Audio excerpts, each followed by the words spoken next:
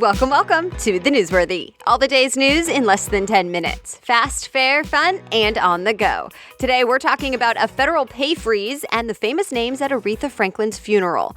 Plus, city scooter wars and Harry Potter. Those stories and many more in less than 10 minutes. I'm Erica Mandy. Today is Friday, August 31st. You ready? Let's do this. President Trump wants more than 2 million federal workers not to get pay raises next year, and the Wall Street Journal reports he's using his emergency authority to do it. Trump said the country's budget just can't handle it, and he needs to slow federal spending.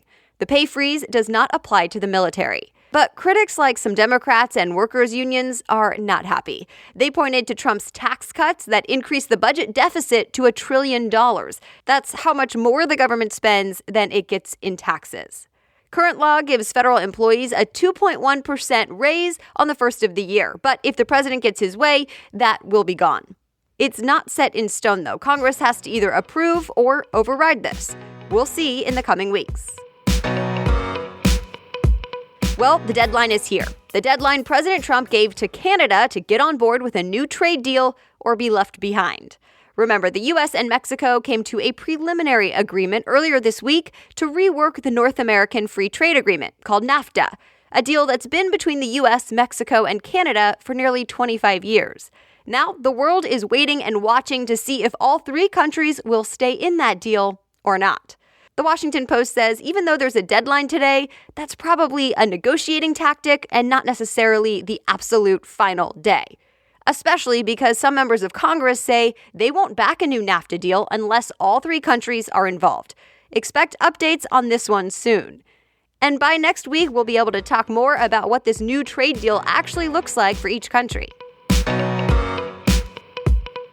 The Justice Department is now backing the lawsuit against Harvard University, and the department filed a public show of support for the group suing the school. The suit claims the school's affirmative action policies discriminate against Asian Americans who apply, that they're held to a higher standard than other applicants. Harvard, though, says it does not discriminate, that colleges have a right to consider race as one factor to ensure a diverse campus. The case heads to federal court this fall. PBS says it could have a big impact on the future of affirmative action. Today, the farewells continue for two big names. Senator John McCain will lie in state at the U.S. Capitol in Washington, D.C. That means his coffin will be displayed there for public viewing. He'll be only the 31st person to get that honor at the U.S. Capitol. And tomorrow, former Presidents Barack Obama and George W. Bush will be speaking at his memorial service.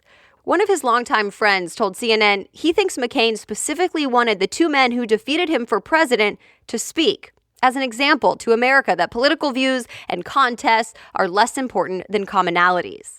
He'll then be buried on Sunday. And today is the funeral for Aretha Franklin, the Queen of Soul. USA Today says there will be high-profile speakers there like former President Bill Clinton and the Reverend Jesse Jackson. Superstars like Stevie Wonder, Jennifer Hudson, Faith Hill, and Ariana Grande will be performing.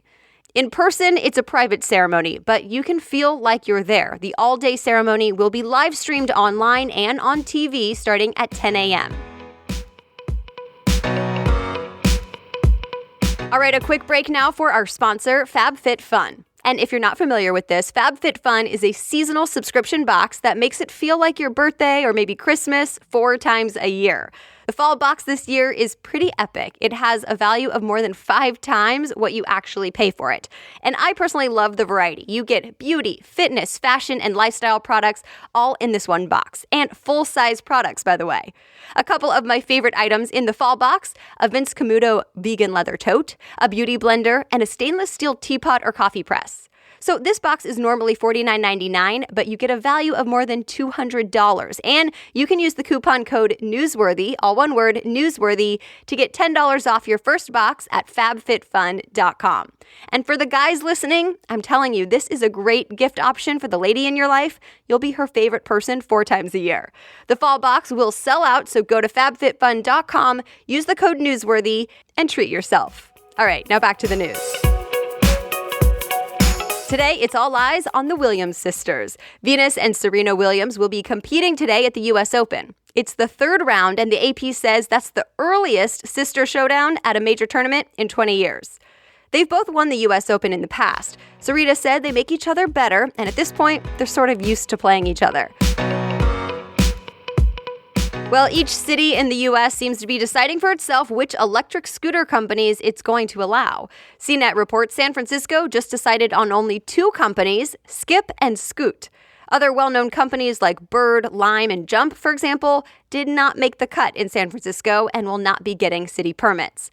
Cities are getting more worried about e-scooters lying around on sidewalks and the safety of them. They want to have more control.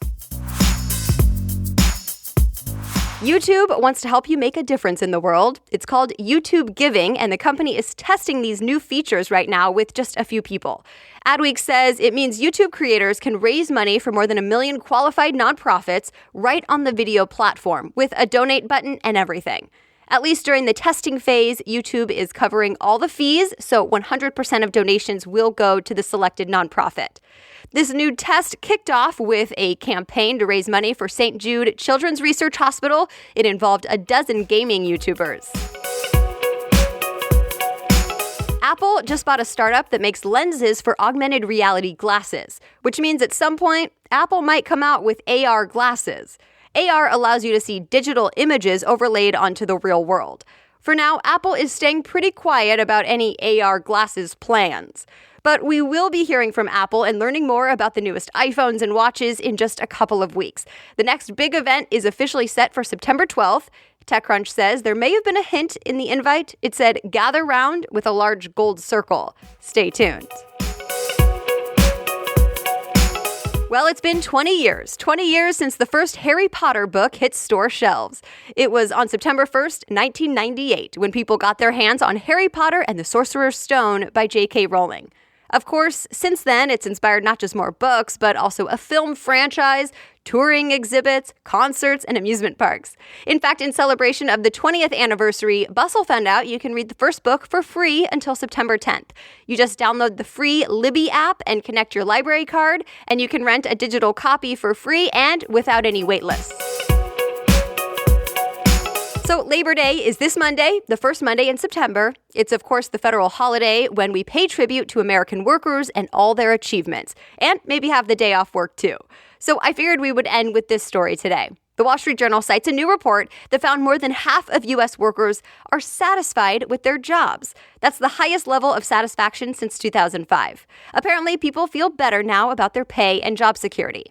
By the way, Labor Day is also unofficially known as the end of summer, and we can expect parades, barbecues, store discounts, and other events this weekend.